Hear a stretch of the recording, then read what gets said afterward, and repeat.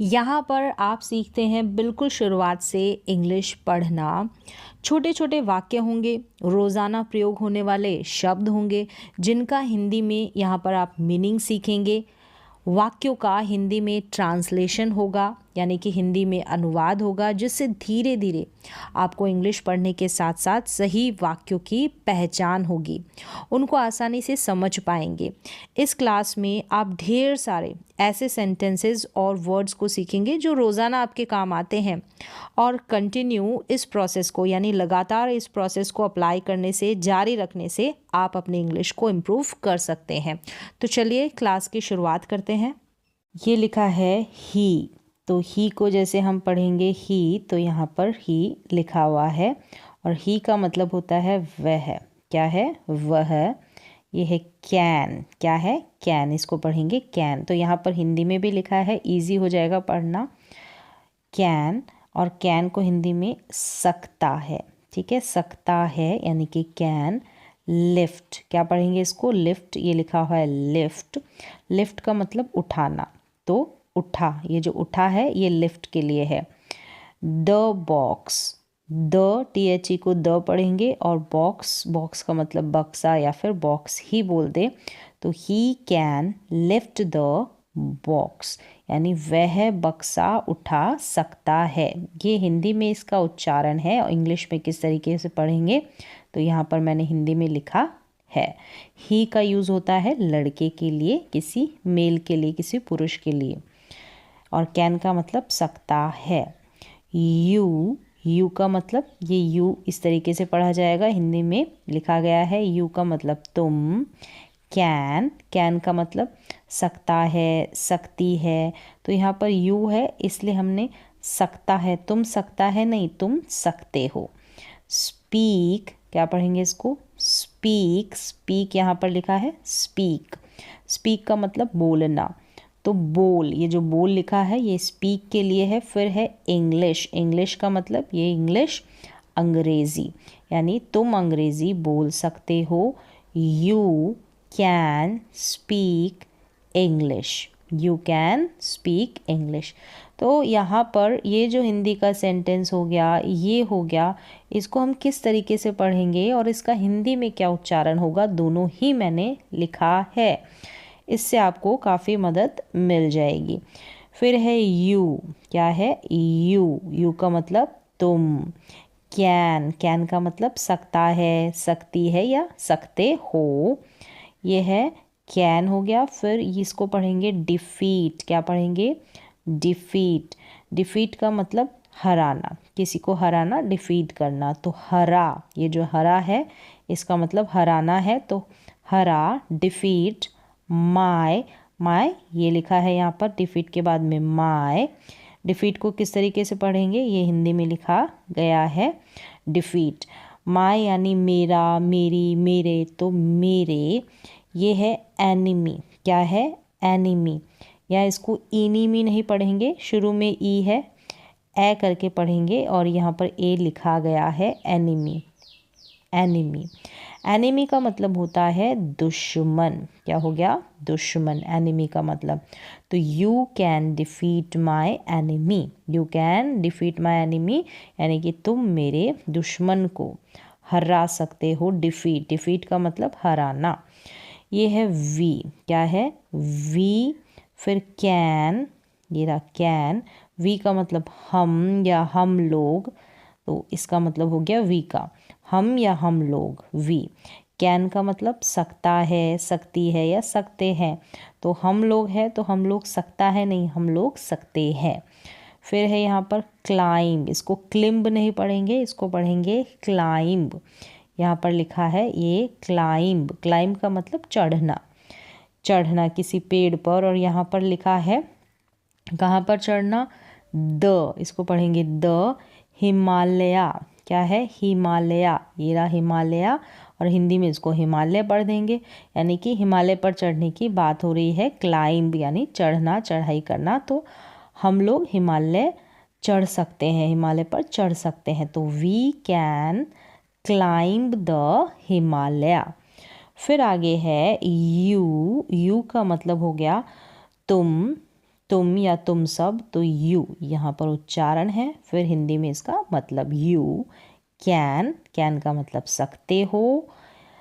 फिर solve, solve ये लिखा है सॉल्व, इसका उच्चारण सॉल्व का मतलब हल करना। क्या है? हल करना, तो हल कर लिखा है ये, हल करना सॉल्व। दिस, दिस ये रहा उच्चारण इसका, दिस, दिस का मतलब यह है या इसे। और ये है क्वेश्चन, क्या है? यहाँ पर लिखा है क्वेश्चन, क्वेश्चन का मतलब प्रश्न।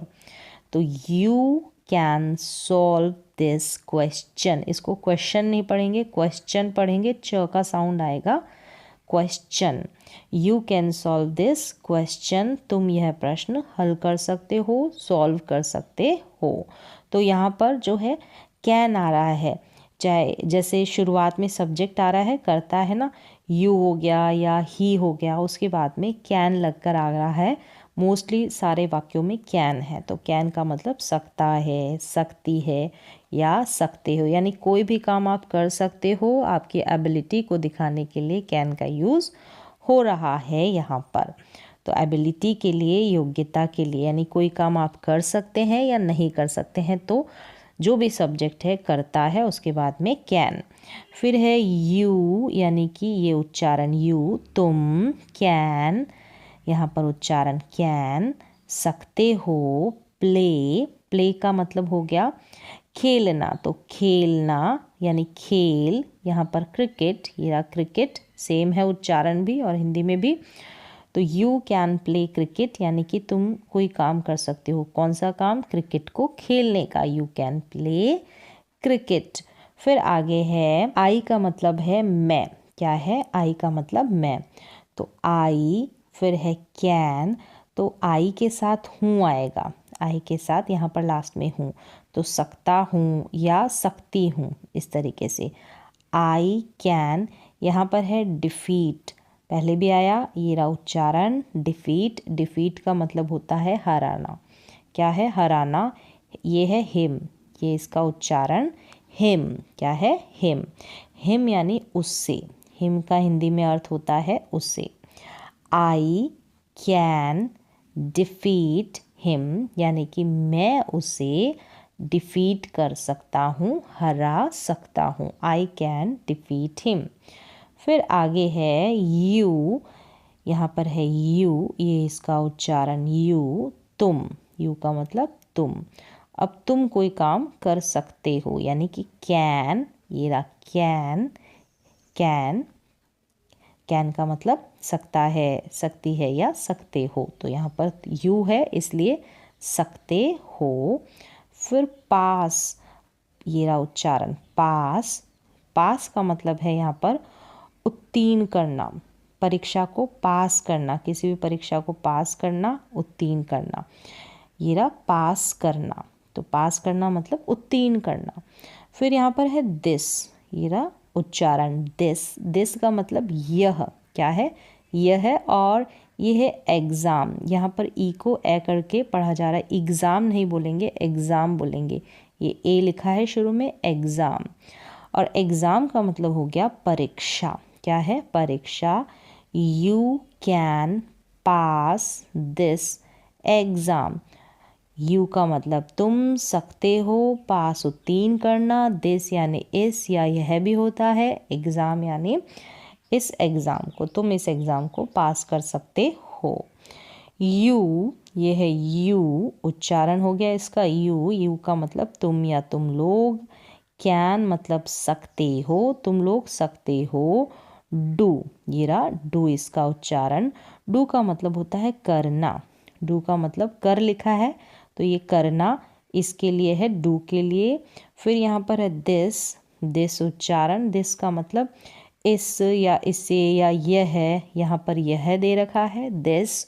वर्क, क्या है? इसको वर्क पढ़ेंगे, उच्चारण ये रहा वर्क, वर्क का मतलब काम, यानी you can do this work, तुम यह, दिस वर्क यानी यह काम, यह काम। डू का मतलब करना, तो कर, कैन यानी सकते हो, you can do this work, तुम यह, तुम लोग यह काम कर सकते हो। तो इस तरीके से ही उच्चारण करेंगे।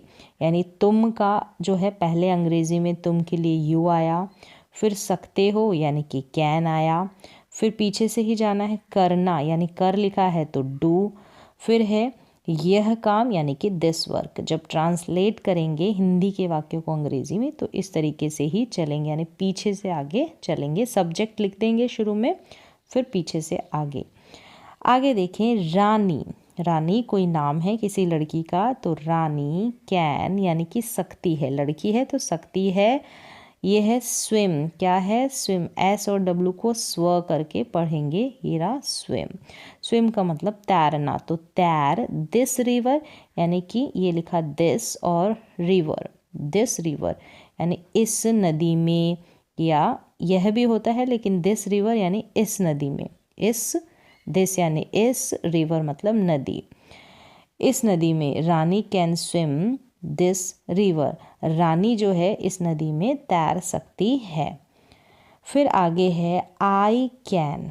आई यानी ये रहा उच्चारण आई, मैं, राइट इसको पढ़ेंगे राइट, डब्लू यहाँ पर साइलेंट है, और कैन का मतलब सकता हूँ, या मैं है इसलिए हूँ आ रहा है, तो जो भी सब्जेक्ट है उसी के अनुसार लास्ट में हूँ, हो, ऐसे आई कैन। फिर राइट आ गया, राइट का मतलब लिखना, ये रहा राइट। इंग्लिश, इंग्लिश का मतलब अंग्रेज़ी, तो आई कैन राइट इंग्लिश, मैं अंग्रेज़ी लिख सकता हूँ, आई कैन राइट इंग्लिश।